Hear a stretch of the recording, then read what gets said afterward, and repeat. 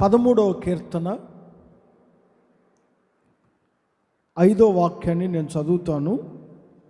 పరిశుద్ధ గ్రంథంలో 13వ కీర్తన 5వ వాక్యాన్ని నేను చదువుతాను. అందరూ గమనించండి. నేనైతే నీ కృపయందు నమ్మిక ఉంచి ఉన్నాను. మరొకసారి చూడాలి. నేనైతే నీ కృపయందు నమ్మిక ఉంచి ఉన్నాను.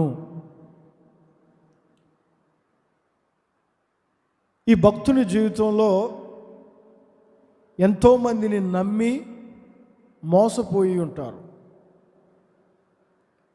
అయిన వారిని ఎంతోమందిని నమ్మి, తన సొంత వారిని నమ్మి తన జీవితంలో ఎన్నో కోల్పోయాడు. భక్తుడైన దావీదు అంటారు, నేనైతే, నువ్వెలా ఉన్నావో నాకు తెలీదు, నేనైతే నీ కృపయందు నమ్మిక ఉంచి ఉన్నాను. ప్రియమైన దేవుని ప్రియులారా, ప్రతిరోజు మనం నేనైతే ఎలా ఉన్నాను, వ్యక్తిగతంగా ఎవరికి వారు పోల్చుకొని ఈ మాటలను మనం ధ్యానించుకుంటే, నేనైతే ఎలా ఉండాలి, ఒకరితో నాకెందుకు, నేనైతే ఎలా ఉన్నాను, నేనైతే, భక్తుడు అంటారు, నేనైతే, మీరు ఎవరినైనా నమ్మండి, నమ్ముకోండి. కొంతమంది చూడండి, ఎంత మోసపోయినా మరలా నమ్ముతుంటారు వారినే. మీ జీవితంలో ఎంతమందిని మీరు నమ్మినా, వ్యక్తిగతంగా చెప్తున్నాడు దావీదు, నేనైతే నీ కృపయందు నమ్మిక ఉంచి ఉన్నాను. నీ కృపను నమ్మాను నేను. మనుషులను కాదు నమ్మింది, శక్తులను కాదు, వ్యక్తులను కాదు, పార్టీలను కాదు, ప్రభుత్వాన్ని కాదు. కానీ భక్తుడు అంటారు చూడండి, నీ కృపయందు నమ్మిక ఉంచి ఉన్నాను. దేవుని కృపయందు మనం నమ్మిక ఉంచిన వారమై ఉండాలి. దేవుని కృపయందు నమ్మకం ఉంచాలి. ఇదే భక్తుని జీవితంలో మనుషులను నమ్మితే అగాధానికి తొక్కివేసిన సందర్భాలు ఉన్నాయి. ఇప్పుడు దేవుని కృపను నమ్ముతున్నాడు. మన దేవుడు ఎవరో తెలుసండి? ఆయన్ని ఎవరు నమ్ముతారో వారిని ముంచే దేవుడు కాదు, లేవనెత్తే దేవుడు. ఆయన్ని ఎవరు నమ్ముతారో వారిని వారిని విడిచిపెట్టే దేవుడు కాదు, నడిపించే దేవుడు. అందుకే భక్తుడు అంటారు, నీ కృపయందు నేను నమ్మిక ఉంచి ఉన్నాను. నేనైతే, మరి నువ్వెలా ఉన్నావు? నీవు కూడా ఆయన కృపయందు నమ్మకం ఉంచి ఉన్నావా? దేవుని కృప ఒకటి ఉంది. మనుషులు ఎంతమంది వదిలిపెట్టినా ఆ కృప మనలను వేడదో, ఆ కృప మనలను బలపరుస్తుంది. దేవుని కృప మనలను నిత్యము నడిపిస్తుంది. మనుషులను నమ్మామనుకోండి, ఈరోజు ఉంటారు, మరుసటి రోజు ఉంటారో ఉండరో తెలియదు. ప్రభుత్వాన్ని నమ్మామనుకోండి, ఒక 5 సంవత్సరాలు ఉంటుంది ప్రభుత్వం, మరలా ఏ ప్రభుత్వం వస్తుందో తెలియదు. అధికారులు నమ్మామనుకోండి, వారు కొంతకాలం ఉంటారు, మరొక చోటకి ట్రాన్స్ఫర్ అవుతారు. కానీ దేవుని కృప గురించి నేను ఒక మాట చదివాను. ఎందుకు ఈ భక్తుడు దేవుని కృపయందు నమ్మకం ఉంచి ఉన్నాడు? నేనైతే నీ కృపయందు నమ్మిక ఉంచి ఉన్నాను అని అనడానికి గల కారణం ఏంటి? ద్వితీయోపదేశ కాండం 7వ అధ్యాయం, పరిశుద్ధ గ్రంథంలో ద్వితీయోపదేశ కాండం 7వ అధ్యాయం 9వ వాక్యాన్ని చదివితే అక్కడ రాయబడిన ఒక మాట ఇలా ఉంది. నీ దేవుడైన యెహోవా తానే దేవుడనియు తన్ను ప్రేమించి తన ఆజ్ఞల అనుసరించి నడుచుకొనిన వారికి నిబంధన స్థిరపరచువాడనియు 1000 తరముల వరకు కృపచూపువాడు. మన దేవుడు ఎవరో తెలుసా?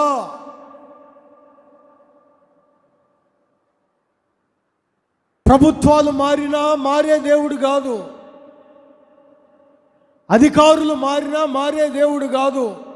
ఆయన గురించి భక్తులు ఇలా అంటారు, 1000 తరముల వరకు తన కృపను మన మీద చూపెట్టేవాడు. అందుకే భక్తుడైన దావీదు అంటాడు, నేను నీ కృపయందే నమ్మిక ఉంచి ఉన్నాను.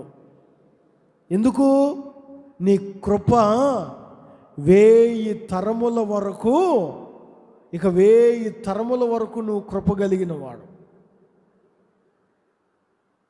నువ్వు కృప చూపించేవాడు, మారేవాడవు, మార్పు చెందేవాడవు కాదు. 1000 తరముల వరకు నీ కృపను మా మీద చూపుతూనే ఉంటావు. ఒక్కరోజు 2 రోజులు మనుషులు మారిపోతుంటారు, నిన్న మొన్నట్లాగా ఉండరు. కానీ మన దేవుడు తరతరములు ఆయన కృప మీ మీద చూపుతూనే ఉంటాడు. విశ్వసించిన వారు ఒకసారి హల్లెలూయా అని చెప్పండి. మీ మీద, మీ పిల్లల మీద, వారి పిల్లల మీద, వారి పిల్లల పిల్లల మీద 1000 తరముల వరకు యేసయ్య కృప చూపుతూనే ఉంటాడు. అందుకే భక్తుడు నీ కృపయందు నమ్మిక ఉంచి ఉన్నాను. కొంతమందికి దేవుని కృప దూరమైంది. 1000 తరముల వరకు కృప చూపే దేవుడు ఎందుకో వారికి కృపను దూరం చేశాడు. వారికి ఎందుకు కృప దూరమైంది? వారు ఎందుకు ఆ కృప నుంచి దూరం అయిపోయారు అని లేఖన భాగాలను గమనిస్తే, వారి క్రియలు, దేవునికి అనుకూలంగా లేని వారి ప్రవర్తన, దేవునికి ఇష్టముగా లేని వారి మాటలు, దేవునికి వ్యతిరేకంగా ఉన్న వారి ఆలోచనలు ఏం చేశాయో తెలుసా? దేవుని కృప నుంచి వారిని దూరం చేశాయి. భక్తుడు సౌలు జీవితంలో ఒక మాట చెప్తాడు. దేవుడే అంటారు దావీదు విషయంలో, దావీదు నేను నీకు కృప చూపిస్తాను, శాశ్వత కాలం నా కృప నీ మీద ఉంటుందని చెప్పేటప్పుడు ఒక మాట వాడాడు. ఆ మాటను మీరు చదివితే సమూయేలు 2వ గ్రంథం 7వ అధ్యాయం 15వ వాక్యం.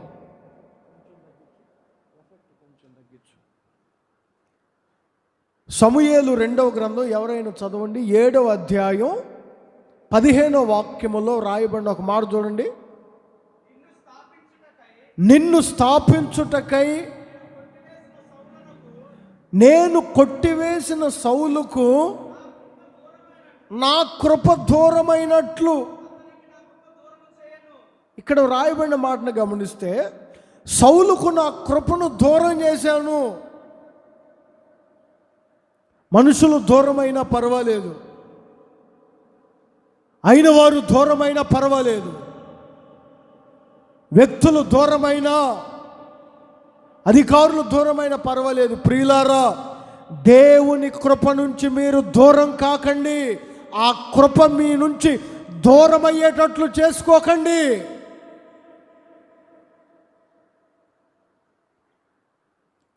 ప్రతిరోజు, ప్రతినిత్యం దేవుని కృప మన మీద ఉండాలి. దేవుని కృపతోనే మనం పని ప్రారంభించాలి. దేవుని కృపతోనే మన చదువులు ప్రారంభించాలి. దేవుని కృపతోనే మన ప్రయాణాలు ప్రారంభించాలి. దేవుని కృపతోనే మన వ్యవసాయం ప్రారంభించాలి. దేవుని కృపతోనే మన ఉద్యోగాలు ప్రారంభించాలి. దేవుని కృపతోనే నువ్వు వంట ప్రారంభించాలన్నా,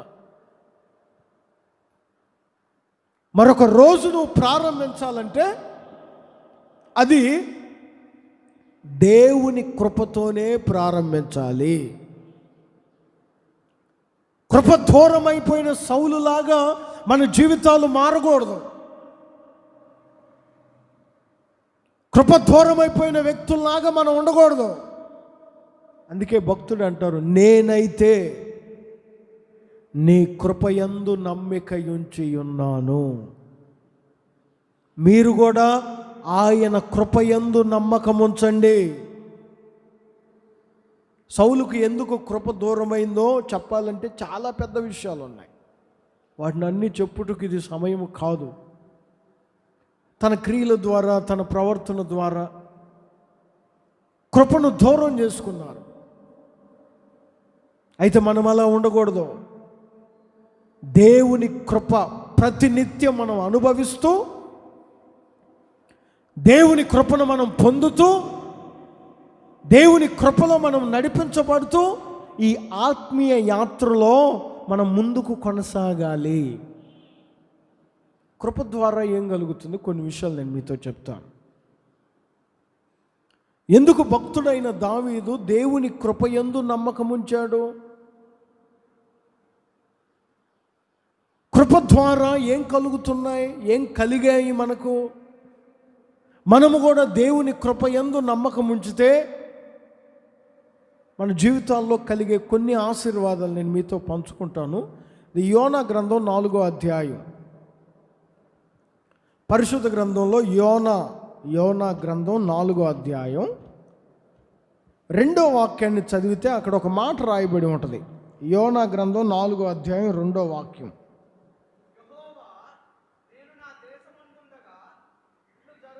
నేను నినివే పట్టణమునకు వెళ్ళకముందు నా దేశములో ఉన్నప్పుడే ఇలా జరుగుతుందని ఊహించా. అందుకే నేను తర్షీషుకు వెళ్ళా. ఏం జరుగుతుందని ఊహించానో తెలుసా? చదివితే మీరు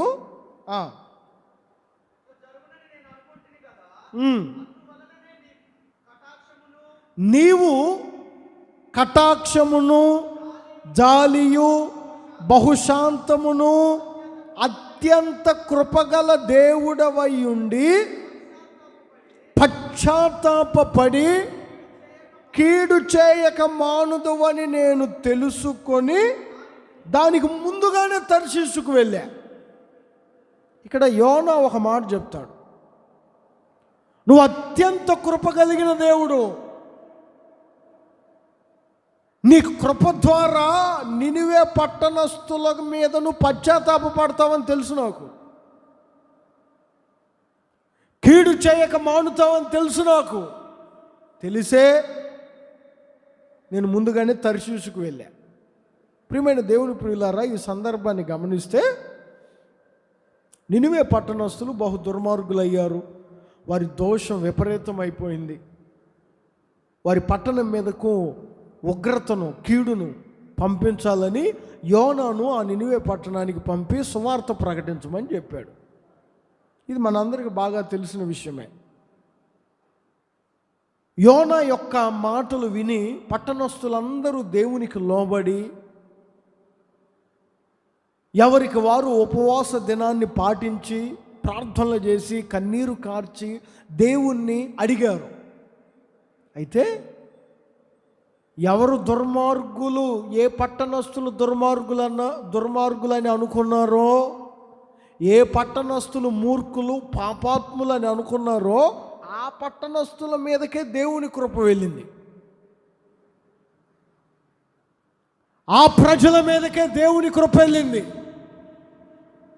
ఇప్పుడు కీడు చేస్తానని చెప్పిన దేవుడు పశ్చాత్తాపపడ్డాడు. యోనా ఉపయోగించిన మాటలు మీరు గమనిస్తే, నీవు అత్యంత కృప కలిగిన వాడు,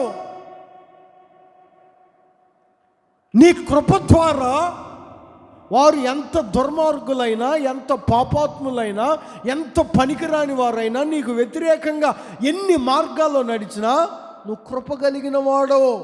నీ కృప ద్వారా వారి మీద పశ్చాత్తాప పడతావు. ప్రియమైన ఆత్మీయులారా, పశ్చాత్తాపపడేది 2 సందర్భాల్లో. ఈ పశ్చాత్తాపపడటం అంటే బాధపడటం. పశ్చాత్తాపపడటం అంటే దీన్ని 2 సందర్భాలకు వాడుకోవచ్చు.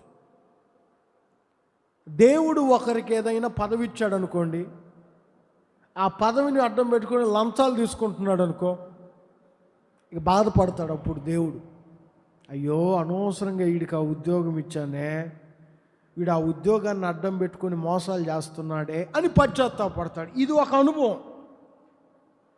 ఇంకొక పశ్చాత్తాపం ఏమిటంటే, నువ్వు ఎంత ప్రార్థన చేసుకుంటున్నా నీకు ఏదైనా చిన్న ఇబ్బంది కలిగిందనుకో, నువ్వు ప్రార్థన పడు, బాగా వాక్యం చదువుకుంటావు, ప్రార్థన చేసుకుంటావు, దేవుని సన్నిధిలో బాగా గడుపుతావు. అనుకోకుండా ఒక చిన్న దెబ్బ నీ జీవితంలో జరిగింది. అయినా దెబ్బ కలిగినా, నీకు ఏ దెబ్బ కలిగినా, ఎంత అవమానం పొందినా నువ్వు ప్రార్థన విడవకుండా ప్రార్థన చేసుకుంటే అప్పుడు దేవుడు బాధపడతాడు. అయ్యో ఎంత ప్రార్థన పడికి నేను అనవసరంగా ఈ గాయాన్ని కలుగు చేశానని. పశ్చాత్తాపపడేది 2 సందర్భాల్లో. 1 ఇచ్చినందుకు, 2 వాడికి ఎందుకు అనవసరంగా ఇచ్చాను, ఇంకోటి ఏంటి, అయ్యో వీడికి ఎందుకు ఇవ్వలేకపోయాను. పశ్చాత్తాపపడటం అంటే దాని అర్థం ఏమిటంటే బాధతో తప్పించటం చేసిన తప్పుకి. అంటే దేవుడు తప్పు చేస్తాడని కాదు, వీళ్ళ మీదకి కీడు పంపుతానన్నాడు. అది నిజమే, దేవుడే పంపుతానన్నాడు. అయితే వీరు ప్రార్థన చేసుకొని రోధించి కన్నీరు గార్చి ఉపవాసం ఉన్నప్పుడు దేవుడు పశ్చాత్తాపపడుతున్నాడు, బాధపడుతున్నాడు. ఇంత మంచోళ్ళకి ఎందుకు నేను కీడు పంపిస్తానన్నాను. ఆయన కృప నీ మీద పశ్చాత్తాపపడబోతుంది. ఆయన కృప నీ మీద పశ్చాత్తాపపడుతుంది. ఇంత మంచి వాళ్ళకి ఎందుకు నేను గర్భం తెరవలేదు, ఇంత కష్టపడే సహోదరుడికి ఎందుకు ఇంకా నేను ఉద్యోగం ఇవ్వలేదు, ఇంతగా ప్రార్థన చేసుకునే వ్యక్తికి ఇంకా ఎందుకు నేను పిల్లలను కలుగు చేయలేదు అని నా దేవుడు పశ్చాత్తాపపడబోతున్నాడు. ఆయన కృప నీ మీద కుమ్మరింపబడబోతుంది. ఆ కృప ద్వారా పశ్చాత్తాపపడి కీడు చేయక మానెను అనే మాటలు మాట్లాడతాడు యోనా. దేవుడు పశ్చాత్తాపపడి కీడు చేయక మానెను. ప్రియమైన ఆత్మీయులారా, దేవుని కృపయందు నమ్మిక ఉంచండి. ఆ కృప నీ మీద పశ్చాత్తాపపడబోతుంది. ఆ కృప కీడును వెనక్కు తీసుకొని వెళ్తుంది, కీడును తప్పిస్తుంది. అసలు కీడు ఎందుకు కలుగుతుందో తెలుసా? అసలు మనకి కీడు ఎందుకు కలుగుతుంది? కీడు రావడానికి 2 ప్రధానమైన కారణాలు ఉన్నాయి. ఇర్మియా గ్రంథం 26వ అధ్యాయం. ఇర్మియా గ్రంథం 26వ అధ్యాయం. ఈ 26వ అధ్యాయం అంతా మీరు చదువుకుంటే, ఖాళీ సమయంలో చదువుకోండి. ఈ 26వ అధ్యాయం అంతా వారి యొక్క క్రియలను బట్టి, వారి యొక్క దుర్మార్గతను బట్టి వారికి కీడు రావాలి. 3వ వాక్యాన్ని చదవండి. 26వ అధ్యాయం 3వ వాక్యం. వారి దుర్మార్గతను బట్టి, వారు దుర్మార్గులు, వారి క్రియలు మరీ విపరీతంగా ఉన్నాయి. వారు ఎంత దుర్మార్గులో తెలుసండి. 26వ అధ్యాయం మొత్తం చదువుకోండి. 26వ అధ్యాయం మొత్తం మీరు చదువుకుంటే వారి దుర్మార్గతలు అక్కడ రాయబడి ఉంటాయి. అంత దుర్మార్గులైనా 13వ వాక్యంలో కూడా మరొక మాట ఉంటుంది చూడండి. 26వ అధ్యాయం 13వ వాక్యంలో కూడా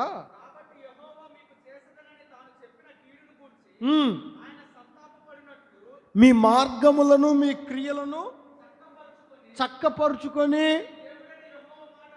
వినుడి, అయినా వినడం లేదు. ఒకవైపు దుర్మార్గంగా నడుస్తున్నారు, ఒకవైపు క్రియలు విపరీతంగా ఉన్నాయి.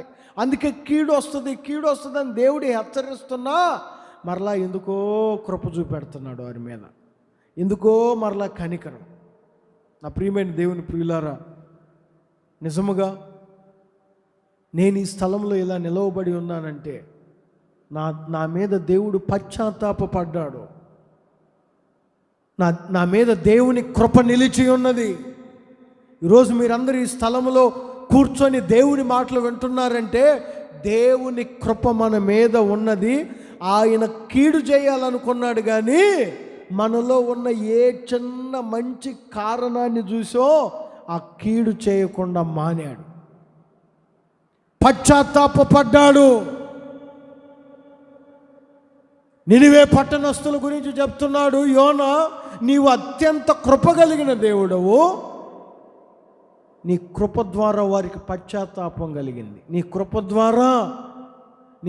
ద్వారా కీడు చేయకుండా మానావు.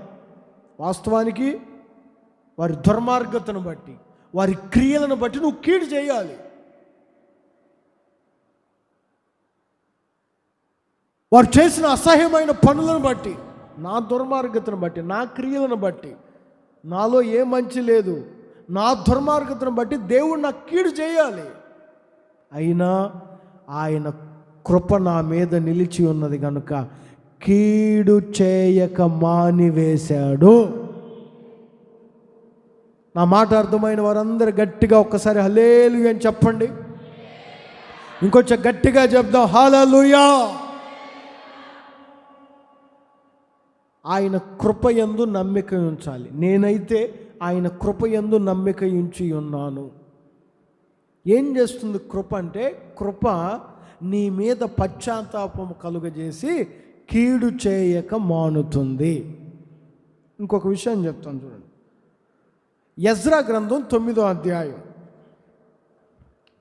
ఈ 9వ అధ్యాయం మొత్తం మీరు చదువుకుంటే చాలా మంచి మాటలు ఉంటాయి అక్కడ. ఈ ఎజ్రా గ్రంథం 9వ అధ్యాయం. ఈ 9వ అధ్యాయంలో దేవుని బిడ్డలైన ఇశ్రాయేలీలు చేయకూడని వారితో సహవాసం చేశారు. ఎవరు వారు? కనానీయులు, హిత్తీయులు, పెరిజ్జీయులు, ఎబూసీయులు, అమ్మోనీయులు, మోయాబీలు, ఐగుప్తీయులు. వారిలో నుంచి వేరుపరచకొనక దేవుని బిడ్డలు వేరై జీవించాలి, వేరుబాటు జీవితం ఉండాలి. అయితే వీరు చేసిన పని ఏంటంటే వేరుపరచుకొనక, ప్రారంభ వాక్యాల్లోనే ఉంటాయి ఈ విషయాలు. వీరి నుంచి వేరుపరచక వీరితోనే ఉండి వారి కుమార్తెలను, వారి కుమారులను తీసుకొని వచ్చి పరిశుద్ధ సంతతిగా కూర్చోండబెట్టి ఏమండి హేయమైన క్రియలు ఎన్నో చేస్తున్నారు.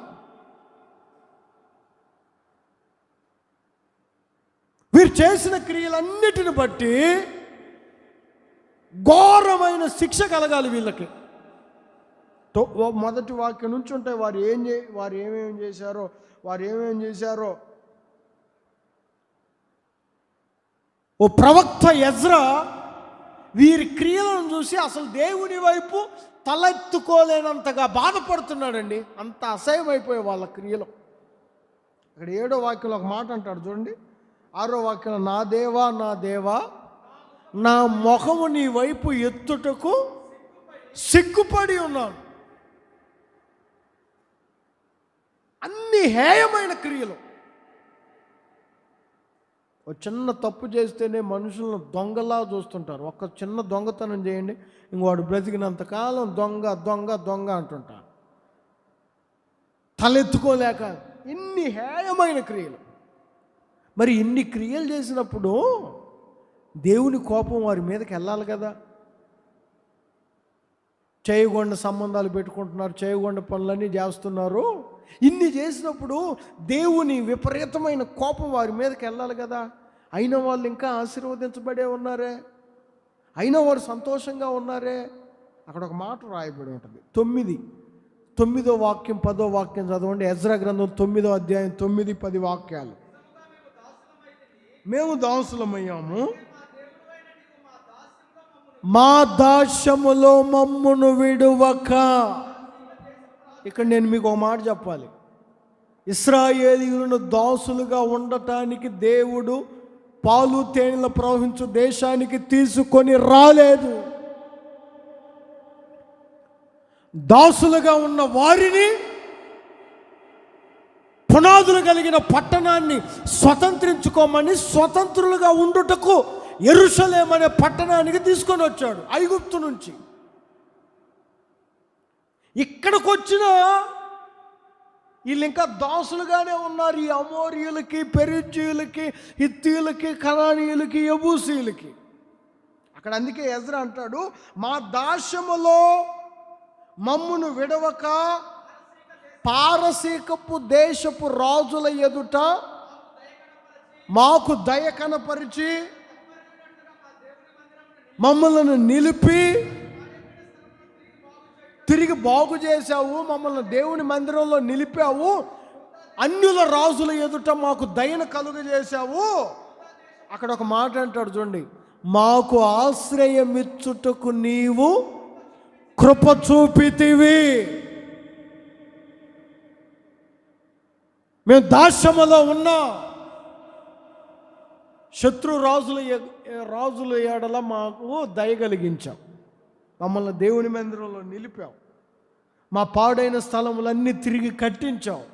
చివరిలో ఒక మాట అంటాడు ప్రవక్త, మాకు ఆశ్రయమిచ్చుటకు కృప చూపించున్నావు. మళ్ళీ 10వ వాక్యం చదవండి. అక్కడ ఒక మాట ఉంటుంది, ఇంత కృప పొందిన తర్వాత ఏమేమి చెప్పగలం? ఇంత కృప మేము పొందినా నీ ఆజ్ఞలు మేము అనుసరించలేదు, నీకు వ్యతిరేకంగానే నడిచాం. అయినా కరుణ కలిగిన దేవుడు వారి మీద తన కృపను చూపిస్తూనే ఉన్నాడు. ప్రైజ్ అలా. ఇన్నిసార్లు మనం దేవునికి వ్యతిరేకంగా నడిచామండి, అయినా మనల్ని విడిచిపెట్టాడా? దేవుని మందిరంలో నిలిపాడు. మన పాడైన స్థలాలన్నీ కట్టించాడు. నేను ఒక మాట మీతో చెప్పాలనుకున్నాను, నీకు ఆశ్రయమిచ్చుటకు కృప చూపించాడు. ప్రతిరోజు అనుకోండి ఈ మాట, నాకు ఆశ్రయం ఇచ్చుటకు ఈరోజు నా దేవుని కృప నేను అనుభవిస్తున్నాను. అక్కడ ఆశ్రయం ఇచ్చుటకు అనే చోట ఒక మాట ఉంటుంది.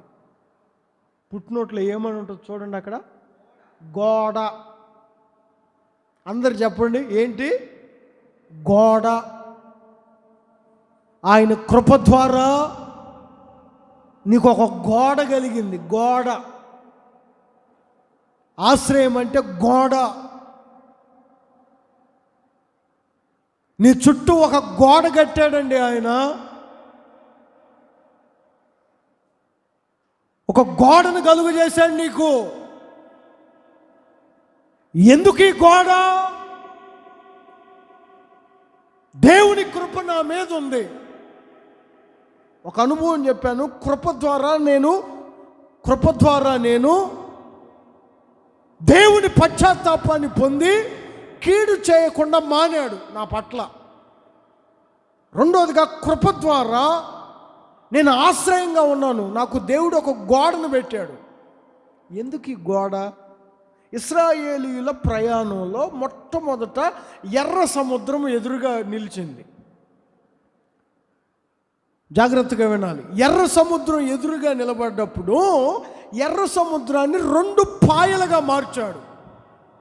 ఆరిన నేల మీద వారిని నడిచాడు. నడిచేటప్పుడు వీరు ఆ ఎర్ర సముద్రంలో ప్రయాణం చేసేటప్పుడు బైబిల్లో రాయబడిన మాట, ఎర్ర సముద్రపు నీరు కుడి ఎడమల వారికి గోడలుగా నిలబడెను. కుడి ఎడమల సముద్రం గోడగా నిలబడింది. ఆ నీరు గోడగా నిలబడెను. చదువుతారా మాట? నిర్గమాకాండం 14వ అధ్యాయం 22వ వాక్యం 29వ వాక్యం 2 వాక్యాలు మీరు చదవాలి. నీళ్లు విభాగింపబడగా సముద్రపు మధ్యలో ఆరిన నేల మీద నడిచెను. నీళ్లు ఎలా కుడి ఎడమల గోడలాగా నిలబడెను. 29వ వాక్యాన్ని కూడా చదవండి.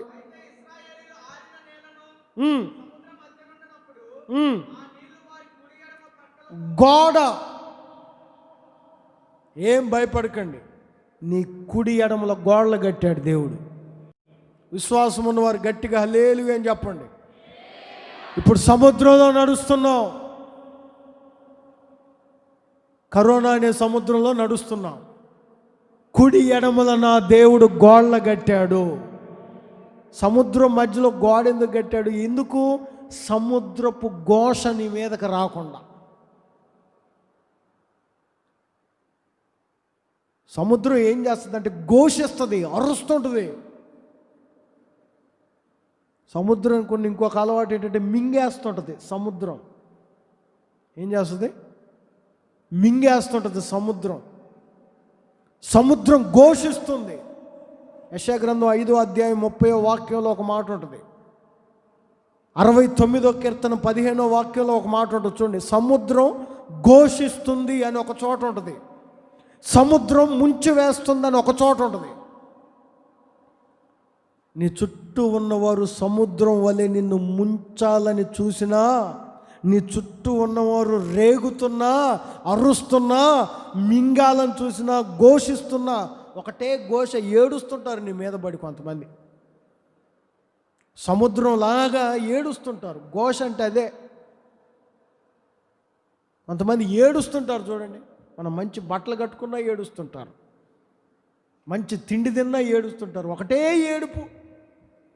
అందుకే మీరు గమనించారు లేదో, కొత్తగా ఆటోలు కొన్నా, లారీలు కొన్నా, బస్సులు కొన్నా, వాటి వెనక చూడండి, మీ ఏడుపులే మాకు దీవెనలని రాసి ఉంటుంది. మీరు చదువుకోండి. ఏడ్చే వాళ్ళు ఎక్కువ, సముద్రం ఘోషిస్తుంటుంది. ఏడ్చేవాళ్ళు, మింగేవాళ్ళు, రేగేవాళ్ళు నీ మీదకి రాకుండా దేవుడు నీకు ఆశ్రయముగా ఒక గోడ కట్టాడు. ఆరిన నేల మీద నువ్వు నడుచుకుంటూ పోవటమే. కుడి ఎడమల నీకు గోడలు ఉంటాయి. ప్రైజ్ ది లార్డ్ చెప్పండి అందరూ, చేతులెత్తి గట్టిగా హల్లెలూయా. కృప ద్వారా దేవుని పశ్చాత్తాపం పొందుకున్నాం. కీడు చేయకుండా తప్పించబడ్డాం, కీడు గలగకుండా తప్పించబడ్డాం. ఇది ఒక అనుభవం. కృప ద్వారా మన దేవుడు ఆశ్రయముగా ఉన్నాడు, అంటే గోడగా ఉన్నాడు. ఎందుకు ఈ గోడ? ఘోషించేవాళ్ళు, మింగేవాళ్ళు, ముంచేవాళ్ళు మన మీదకి రాకుండా మనకు ఒక గోడగా ఉన్నాడు. ఇంకొక మాట చెప్తాను చూడండి. కొరింథీయులకు రాసిన 2వ పత్రిక 8వ అధ్యాయం 9వ వాక్యాన్ని చదివితే కృప గురించి ఒక మాట చెప్తాడు దైవజనుడు. మీరు మన ప్రభువైన యేసుక్రీస్తు కృపను ఎరుగుదురు కదా. ఏంటి ఆయన కృప?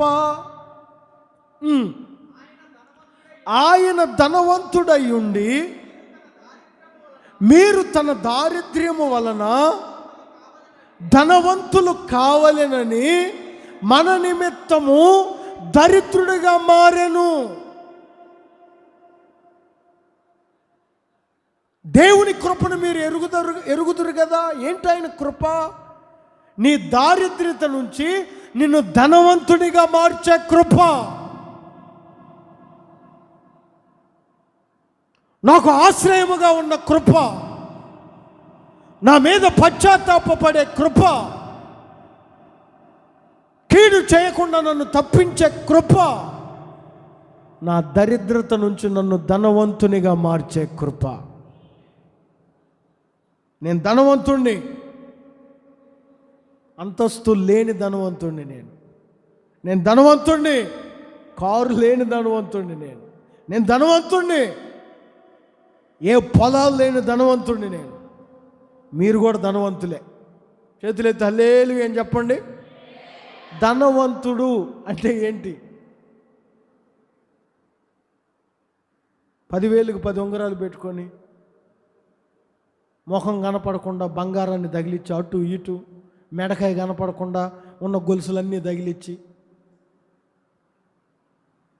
బంగారాన్ని వేసుకొని 4-5 అంతస్తులు ఇల్లు కట్టుకొని, కొంతమందిని చూస్తుంటే నాకు విచిత్రం అనిపిస్తుంటుంది. కొంతమంది చూడటానికి బాగా 2 అంతస్తులు ఇల్లు కట్టించుకుంటారు, దాని పక్కన చిన్న రేకుల షెడ్ వేసుకొని దానిలో ఉంటుంటారు. కొంతమంది ధనవంతుడైన దరిద్రుడు వాడు. నేను ఒక ఇల్లు 2 అంతస్తుల ఇల్లు ప్రారంభోత్సవం చేశాను. కొంతకాలానికి వాళ్ళ ఇంటికి విజిటింగ్కి వెళ్తే వాళ్ళ పక్కన ఏమండి వాళ్ళ పాత ఇల్లులో మిగిలిపోయిన రేకులు ఉంటే ఆ పక్కనే స్థలం ఉంటే అక్కడ ఒక రేకుల షెడ్ వేసుకొని దాంట్లో ఉంటున్నారు. నేనేమో ఆ ఇంట్లోకి వెళ్ళబోతున్నా. అన్నయ్య అన్నయ్య అది మంద కాదు అంటుంది. మంద కాదా? మరి నేను ఓపెనింగ్ చేసింది ఎవరిది? అన్నయ్య ఇది మంది. ఏంటమ్మా అదేమైంది, అమ్ముకున్నారా? నెల తిరగకముందే అమ్ముకోవటం ఏంటి? నేను ఈ ఆలోచనలు ఉంటే అన్నయ్య అద్దెకి ఇచ్చానులే, నెలకు 5,000 అద్దె కొరకు 40 లక్షలు అద్దె పెట్టింది. ఈ మాత్రం కారుతున్న రేకులు కూర్చొని నేను ధనవంతుడో అంటుంది. చూసారా, మనం ధనవంతులు, అంతస్తు లేని ధనవంతులు మనం. చెప్పండి అందరు హల్లెలూయా అని. బంగారం లేని ధనవంతులు మనం, అన్ని సౌకర్యాలు లేని ధనవంతులు. ఎందుకు? ఆయన కృప ద్వారా మనము ధనవంతులుగా మార్చబడ్డాం. మన దరిద్రత నుంచి నన్ను ధనవంతుడిగా మార్చాడు. నాకే అంతస్తులు లేకపోవచ్చు, అయినా నేను ధనవంతుడినే. ఎందుకు? దేవుని కృప నన్ను ధనవంతునిగా మార్చింది. ధనవంతుడు అంటే అర్థం చెప్పనా? మీకు తెలిసిన ఒక మాట చెప్తాను చూడండి. లూకా సువార్త 12వ అధ్యాయం 16వ వాక్యాన్ని చదివితే, ఒక ధనవంతునికి భూమి సమృద్ధిగా పండెను. 19వ వాక్యం చదవండి. ఆ సమృద్ధిగా పంట పండిన సంవత్సరమున ధనవంతుడు తను అనుకుంటున్న మాట ఏమిటి? నా ప్రాణమా, అనేక సంవత్సరాలకు సరిపడ ధనమున్నది, సంతోషించుము, సుఖించుము, తినుము, త్రాగుము, సంతోషించు. ఈ 4 అనుభవాలు ఎవరిలో ఉంటే వారు డబ్బు లేకపోయినా ధనవంతులే. సుఖము చెప్పండి, నేను చెప్తాను చూడండి. మొదట సుఖం, తర్వాత తిండి, తర్వాత త్రాగడం, తర్వాత సంతోషించడం. ఈ 4 ఎవరికి సమృద్ధిగా ఉంటే వారు దేవుని దృష్టిలో ధనవంతులే. విచిత్రమైన విషయం చెప్పనా? దేవుని కృప ద్వారా ఈ 4 మనం ప్రతిరోజు పొందుతూనే ఉన్నాం. తిండి లేదా? దేవుడు ఏమైనా తక్కువ చేస్తున్నాడా? రోజు మనకు తిండి ఇస్తున్నాడు. రోజు మనం తాగే నీటిని పరిశుద్ధపరుస్తున్నాడు. రోజు మనం సుఖంగానే ఉంటున్నాం. నీకు కలిగిన పిల్లలను బట్టో ఆస్తులు అంతస్తులు లేవనే బాధే, కానీ సుఖం ఉంది, తిండి ఉంది, త్రాగుటకు అన్నీ ఉన్నాయి, సంతోషం ఉంది. నీకు కలిగిన దాన్ని బట్టి, నీకున్న దాన్ని బట్టి సంతోషం. మరి ఈ 4 ఉన్నాయి కదా, మనకు ఆయన కృప ద్వారా ఈ 4 కలుగుతున్నాయి కదా. అంటే దేవుని దృష్టిలో మనం ఎవరమే? చెప్పండి, దేవుని దృష్టిలో మనం ఎవరమే? ధనవంతులము. ఈ రోజున ధనవంతులు అన్న వారిలో తిండి ఉంటే సుఖం ఉండదు, త్రాగటానికి ఉంటే సంతోషం ఉండదు, అది ఉంటే ఇది ఉండదు, ఇది ఉంటే అది ఉండదు. కానీ దేవుని మహాకృప మనకి 4 ప్రతిరోజు పొందుతూనే ఉన్నాము. Praise the Lord. ప్రతిరోజు ఏదో ఒక సమయంలో మనం అనుభవిస్తూనే ఉన్నాం. ఆకలితో మనల్ని ఉంచడం లేదు, దప్పికతో మనల్ని ఉంచడం లేదు, బాధతో మనల్ని ఉంచడం లేదు, అసౌకర్యంగా మనల్ని ఉంచడం లేదు. మనకు కలిగిన దాన్ని బట్టి, మనం పొందుకున్న దాన్ని బట్టి నిత్యము సుఖం పొందుతూ సంతోషంగా ఉంటూ తినుతూ త్రాగుచున్నాం. ఇది దేవుని కృప ద్వారా కలిగిన ధనం. అందుకే ఆయన దరిద్రుడయ్యాడు మనల్ని ధనవంతులుగా మార్చుటకు. పౌలు అంటాడు, మీరు కృపను ఎరుగుదురా. 3 విషయాలు నేను చెప్పాను. నేనైతే ఆయన కృప యందే నమ్మిక ఉంచుతాను. నువ్వు ఎలా ఉన్నావు? నిన్ను నీవు పరిశీలన చేసుకో. నేను ఎలా ఉన్నా? నేను కూడా ఆయన కృపయందు నమ్మిక ఉంచాలి. కృప 1000 తరముల వరకు మన మీద నిలిచి ఉంటుంది. కృప దూరమైన సౌలులాగా మనం ఉండకూడదు. ఆయన కృప ఏం చేస్తుందంటే మన మీద పశ్చాత్తాప పడుతుంది, కీడు చేయక మానుతుంది. కృప ఏం చేస్తుందంటే మనకు ఆశ్రయముగా ఉంటుంది, గోడలాగా ఉంటుంది. రేగేవారు ఉంటారు, ఘోషించేవారు ఉంటారు, మింగేవారు ఉంటారు. ఎంతమంది ఉన్నా ఆరిన నేల మీద మనం నడుచుకుంటూనే వెళ్తాం. ఇంకోటి చెప్పాను, కృప ద్వారా మనం ధనవంతులం. తిండి, త్రాగడం, సుఖం, సంతోషం. ప్రభు ఇట్టి ఆశీర్వాదాలు మీ జీవితానికి కలుగజేసి మీరు ఆయన కృపయందు నమ్మిక ఉంచేటట్లు చేయునుగాక. ప్రభు ఈ మాటలు మీ హృదయములో భద్రపరచునుగాక.